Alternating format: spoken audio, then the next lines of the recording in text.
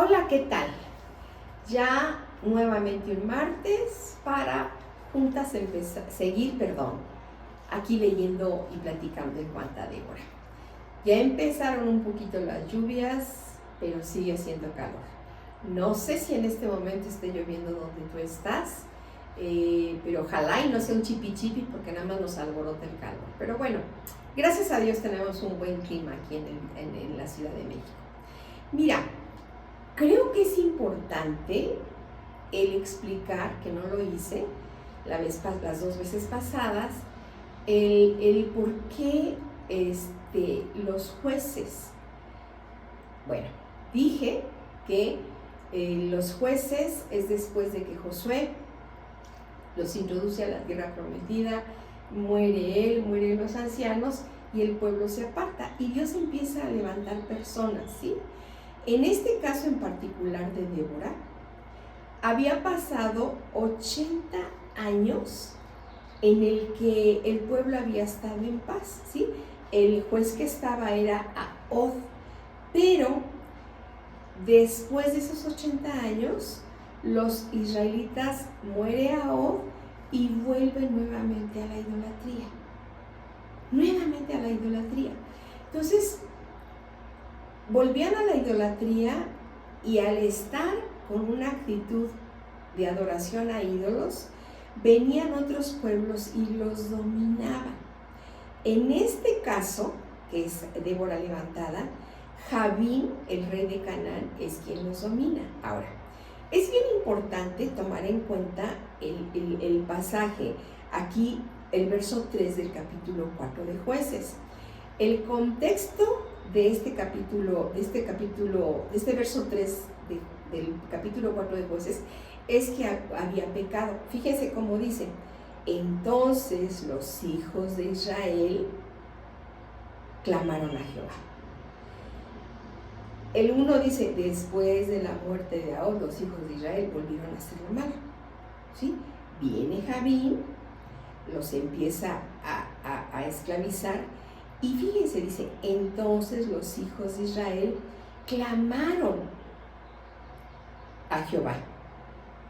Ahora, ya tenían, esta es la parte que sí quería hacer énfasis. Después de 20 años de haber estado dominados por Javín, es cuando claman. Muchas veces el pecado lógicamente te lleva a ceguera espiritual. Y llega un momento en el que estoy tan envuelto y he caído en tanta situación de estar oprimido, que es lo que dice el pasaje, el verso 3. Dice, había oprimido con crueldad, como me llama la atención, a Israel, y eran 20 años. A veces cuando estás oprimido, se entra tanta angustia, te afliges tanto, que no piensas en clamar a Dios. Se está ensimismado en mi dolor, en lo que me esclaviza. Pero gracias a Dios llegó un momento que clamaron. Cuando habla de clamar, se está refiriendo a como que dan un grito desgarrador, de mucho dolor, dan voces fuertes, imploran, ¿sí? Se levantan de ese ensimismamiento y entonces así como, ¡Dios mío, ayuda! Un clamor fuerte, ¿ves? Ahora, fíjate, quiero que vayamos al Salmo 31, versos 3 y 4. Fíjate, lo que sucede cuando estamos en pecado y estamos ahí oprimidos sin despertar todavía. Dice el Salmo 31, 3 y 4. Mientras callé, se envejecieron mis huesos en mi gemir todo el día. O sea, no clamaron a Dios, que también este salmo está escrito en un contexto de pecado. Mientras callé, o sea, estoy tan oprimido, estoy tan angustiado, estoy tan afligido que me callo y no clamo a Dios. Ahora, nota lo que dice el salmista: mientras callé, se envejecieron mis huesos. Fíjate, el no estar en los caminos de Dios, te envejeces. Te envejeces. La palabra dice en Proverbios que el espíritu triste seca los huesos. Y aquí el salmista dice, se envejecieron mis huesos en mi gemir todo el día. Lloro y lloro y lloro, pero no clamo. Pero dicen Jueces que los hijos de Israel clamaron en el verso 3. Por fin despiertan, ¿sí? Ahora, dice el verso 4 del Salmo, porque de día y de noche se agravó sobre mí tu mano. La mano de Dios se agrava porque yo me despego y me vuelvo a ídolos. No es que Dios venga y adrede, voy a grabar. No. Es yo que me alejo, yo que me voy a un camino incorrecto. Estreches la puerta, anches la puerta a la perdición, ¿sí? Hombre, todo lo que me gusta, todo lo que quiero, sin tomar en cuenta a Dios, no hay límites, pero fíjate el efecto. La mano se agrava porque yo me alejo y ves la segunda frase, se volvió mi verdor en sequedades de verano. El verso 3 del Salmo 31 dice, se envejecieron mis huesos. Y el verso 4 dice, mi verdor, o sea, mi juventud se convirtió en sequedad. Entonces, es tan importante que nuestro corazón esté centrado en Dios y que ante alguna circunstancia de victoria o de adversidad estemos apegados a Él. Su diestra nos sostiene. Eso es muy importante tenerlo en cuenta. En este caso en particular que estamos viendo a los israelitas y que estamos viendo que Débora fue levantada como juez, era importante mencionar que habían pasado 20 años después de la muerte del último juez, que con Ahod estuvieron 80 años en paz, ¿ok? Esclavitud 20 años. Entonces claman, ¿sí? Este Jabín era muy cruel, los oprimía, los angustiaba, los perseguía, ¿sí? Ahora, este es el contexto. Entonces, es tan importante también por eso entender lo que hablamos la semana pasada. Cómo Débora, que es significa abeja, pero dijimos, es como son las abejas, son ordenadas, las antenas que tienen es para orientarse, para detectar olores, para comunicarse, y además son mansas. Entonces, esto nos habla de que el Espíritu Santo le había dado un carácter a Débora que era sumisa a Dios, lo cual también habla de que había comunión con Dios. Ahora, acuérdate que dijimos que una de la raíz de donde viene el nombre de Débora es Dabar, que es palabra, y que significa arreglar, someter, aconsejar, declarar, decretar, dirigir. Es la palabra de Dios. Débora oía y recibía palabra de Dios. Y esa palabra que se le daba, ella era sumisa y sujeta. ¿Sí? Entonces, es bien importante, habiendo entendido esto, de que ella tenía una comunión y escuchaba la voz de Dios, entrar al verso número 4. Y lo primero que nos encontramos en este verso 4, te lo voy a leer completo y vamos a ver luego la estructura, cómo es tan importante el orden.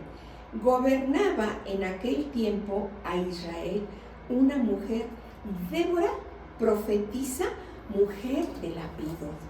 Número 1, nos encontramos con la palabra gobernar. Fíjate, esto de gobernar significa que ella era como una mediadora cuando la gente entraba en conflicto, ¿sí? Simultáneamente oía y tomaba decisiones u orientaba, ¿sí? Escuchaba los argumentos de las personas que venían a decir, es que este me hizo, es que aquel me hizo. Ella los escuchaba. Ahora, es muy interesante el hecho que a ella le competía el traer orientación y ser intermediaria entre dos partes. Oye, no sé, pero qué difícil es ser intermediario entre dos partes. No sé si te ha pasado estar en una situación así, donde alguien viene y viene otra persona, pueden venir al mismo tiempo, separados, cada uno da su versión y es bien difícil y te piden tu opinión. Ahora, siempre debemos recordar que una situación, si están involucrados 2, 3 o 4, cada persona tiene su propia versión. Ahora, el punto aquí es que Débora era sumisa y escuchaba al Espíritu Santo. Ahora, dice aquí, observemos el pasaje como dice, gobernaba en aquel tiempo a Israel una mujer. O sea, a mí me impresiona que lo aclara, no solamente el nombre Débora, que es mujer. Aquí el Espíritu Santo al escritor le dice, dedicto, a ver, anota, gobernaba en aquel tiempo a Israel una mujer. Qué impresionante la autoridad del Espíritu y el permitir que una mujer, aquí lo podríamos interpretar de varias cosas.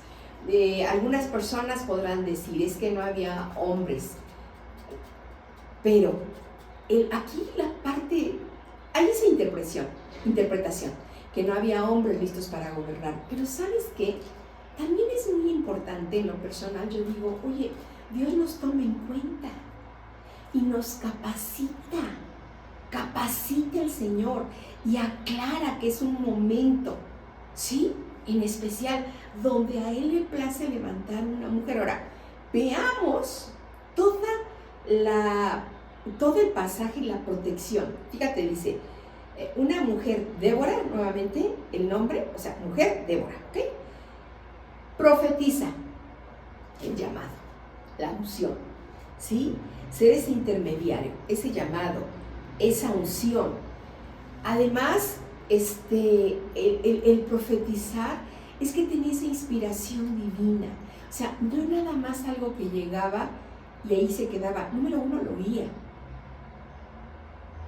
Esa inspiración la oía. Respiraba el Espíritu de Dios. Esto le iluminaba el entendimiento. Y el iluminar el entendimiento hace que la voluntad se mueva. ¿Ok? Eso es ser inspirado.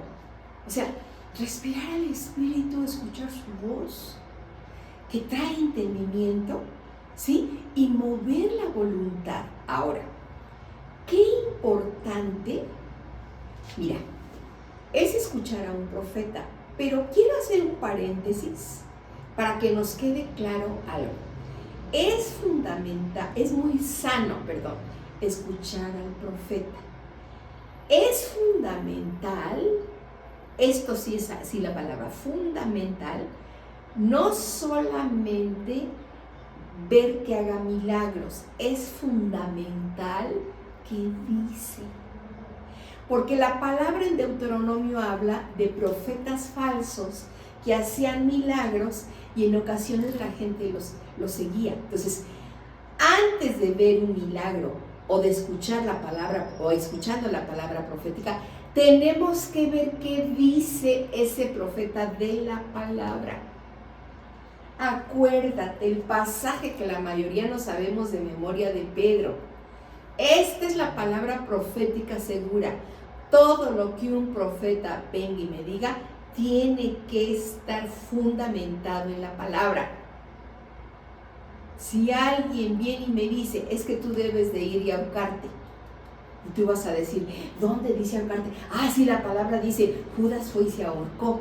No, esa nada más es una información, no es para que tú lo hagas. Ok, entonces, más que milagros, más que palabra profética, tiene que ser una persona que esté fundamentada toda su voz en la palabra. ¿Ok? ¿Sí? Entonces, más que ver milagros, más que escuchar algo personal, ¿qué hay en todo ese entorno de palabra? Ahora, fíjate qué interesante, esta parte se me hace fundamental. Mujer de Lapidot. Entonces, fíjate el crescendo. Gobernaba. Hay Dios diciendo, a ver, aquí hay quien pueda intermediar entre ustedes. ¿Gobernaba quién? En aquel tiempo a Israel una mujer, gobernaba una mujer. Débora profetiza, o sea, da sexo, da nombre, el nombre con ciertas características del llamado, y luego la función de ser profetiza, o el llamado, o el don, ¿sí? Profetiza, pero viene algo bien importante, mujer de Lapidot. Esto es tan importante, fíjate que me llamó mucho la atención. El de significa procedencia, o sea, de dónde viene, a quién le pertenece. Dios levantó una mujer.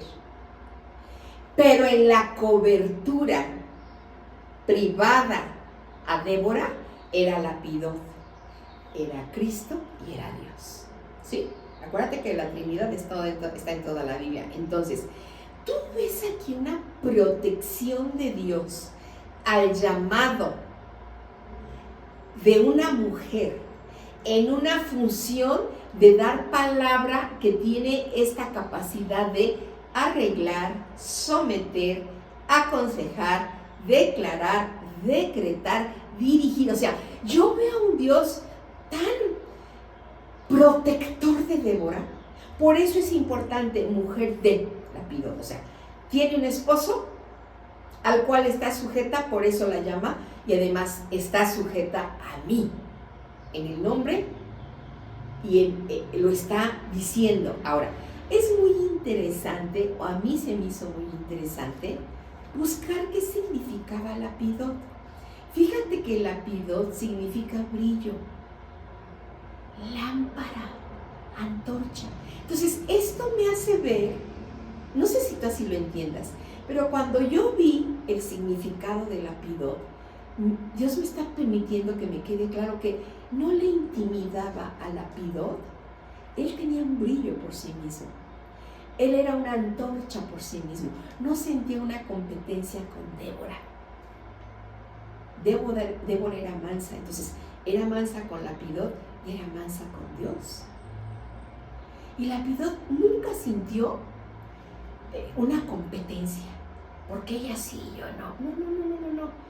Él en su lugar, seguramente la Biblia no lo dice, porque es importante conocer qué hacía Dios a través de Débora para su pueblo, ¿sí? Pero te aseguro que Lapidot seguía con su trabajo.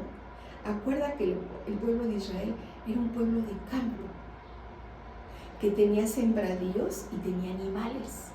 Seguramente Lapidot tenía ahí algo. Entonces, cuando su nombre significa brillar, lámpara, antorcha, significa, o podemos interpretar, que él no se intimidaba.